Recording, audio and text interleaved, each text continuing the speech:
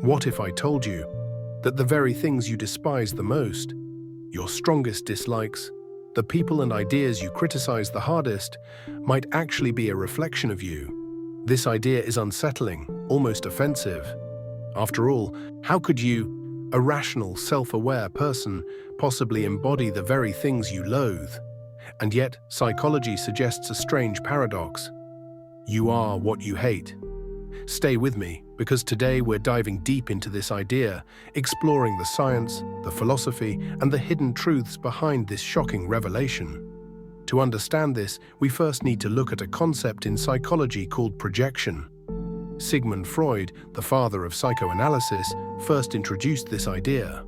Projection is when we take parts of ourselves, especially the parts we don't like or can't accept, and assign them to others. Imagine someone who has an issue with their own pride but refuses to acknowledge it. Instead, they constantly criticize others for being arrogant. Or a person struggling with their own insecurities who aggressively mocks weakness in others. Sound familiar? Projection happens because our minds don't like contradictions. If we have qualities that conflict with our ideal self-image, our brain finds a way to push them onto someone else. It's like a psychological magic trick, hiding parts of ourselves in plain sight. But projection doesn't just happen at the individual level. It happens in groups, cultures, and even nations. History is full of examples of societies condemning behaviors that they secretly exhibit. Consider nations who stand for the welfare of their people, but go against their own values in practice. Even in our daily lives, we see it. People who hate gossip, but love to gossip about people who gossip. The reality? The things we despise often reveal something about ourselves. We may despise greed, but have moments of selfishness. We may hate liars, but occasionally bend the truth. We may criticize others for judging, yet we judge them for judging. Our villains are closer to us than we'd like to admit. Social media is the perfect breeding ground for projection.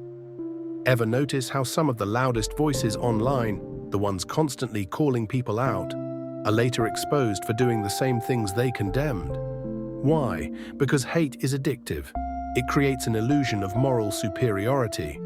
And the more we engage with hate, the more we start to resemble the things we despise. For example, a person obsessed with exposing fake people might be fake in their own way. And someone who constantly rants about dishonesty might be bending the truth themselves. Hate has a strange way of circling back.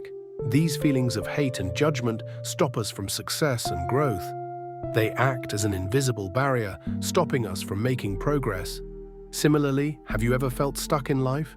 Like you're watching opportunities pass you by while you remain frozen in place.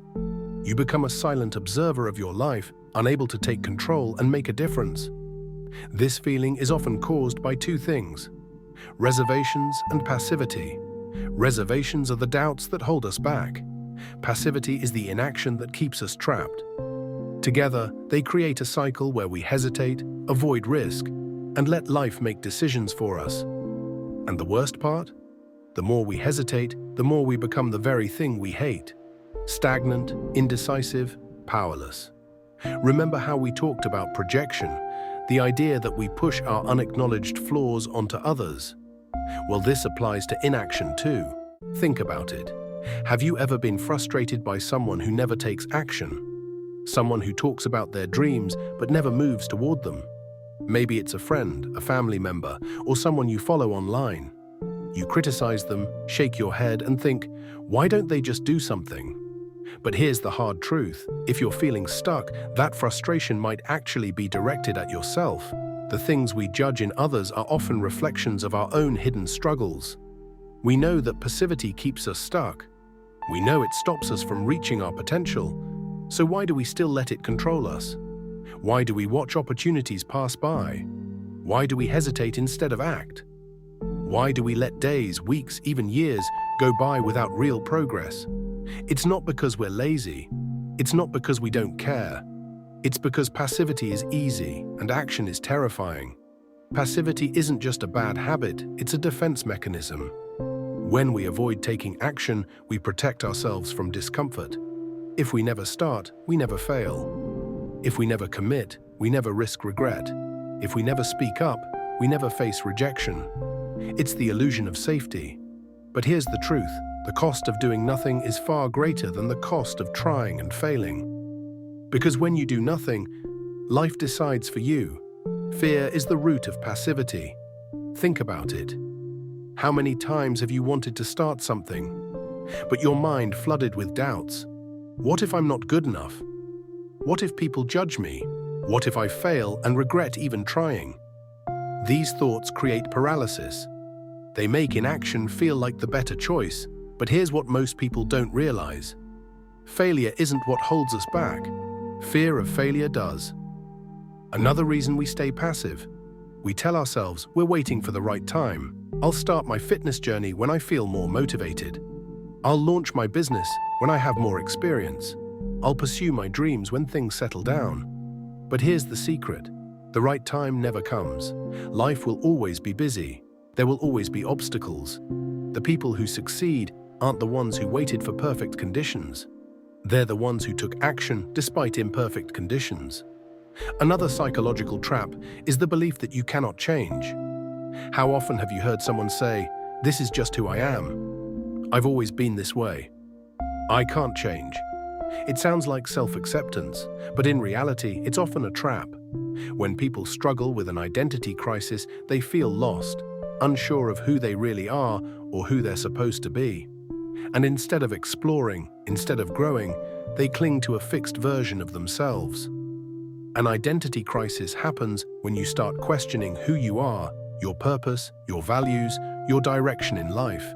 It's unsettling, even scary. And because uncertainty is uncomfortable, many people take the easiest way out. They label themselves in a way that justifies inaction. I'm just not a confident person, so I won't put myself out there. I'm bad at relationships, so I won't work on them. These labels become excuses. They turn into walls that keep us from growth, instead of asking, who do I want to become? We settle for, this is just who I am. And just like that, we stop trying. Psychologist Carl Jung calls this the fixed mindset, the belief that who we are is set in stone. People with a fixed mindset believe intelligence, personality, and abilities are fixed. I'm not good at that, so why try? But in reality, everything about us can change if we choose to work on it. The only thing that truly keeps us stuck is the belief that we're stuck. So how to break free from this endless cycle and take control of your life? The first step in doing so is to reduce the hate and judgment inside of you. Because the truth is, the more time you spend judging, the less time you spend growing. Reducing judgment doesn't mean losing your values, it means gaining your freedom. Let's be honest, judging others feels good. It makes us feel smarter when we call someone else ignorant. It makes us feel disciplined when we criticize laziness. It makes us feel morally superior when we look down on someone's mistakes. But here's the irony.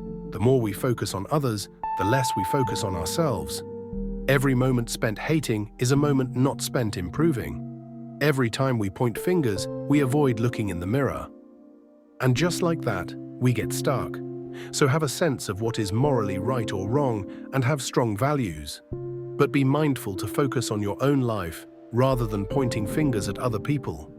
Secondly, passivity can be destroyed with one simple habit: recognizing when you're being passive and taking immediate action. The first step to improving anything is to identify there is a problem that needs to be fixed. Here's the rule. The moment you recognize passivity in your life, do something, anything that moves you forward.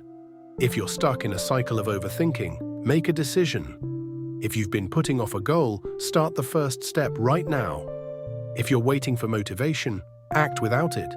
Even the smallest action creates momentum. Because the truth is, action isn't the result of motivation. Action creates motivation. And lastly, have faith in yourself. Have you ever felt like it's too late? Like you've wasted too much time? Like you've made too many mistakes? That heavy feeling, that regret, it keeps you stuck. But here's the truth. You are not too late. You are exactly where you need to be. Most people believe that if they haven't figured life out by a certain age, they've already failed. But let's think about this logically. you still have decades of your life ahead of you. If you failed before, that means you've learned lessons others haven't. If you've been lost, that means you now have clarity on what you don't want. Nothing was wasted. Every moment, every struggle, every setback, it all prepared you for what's next. Any action and any change that you make for the better will change the rest of your life and allow you to achieve all that you desire. The only real waste, letting the past stop you from taking action today. Instead of worrying about where you should be, focus on where you're going, because your life isn't over. Your best days aren't behind you. They're ahead, but only if you choose to move forward.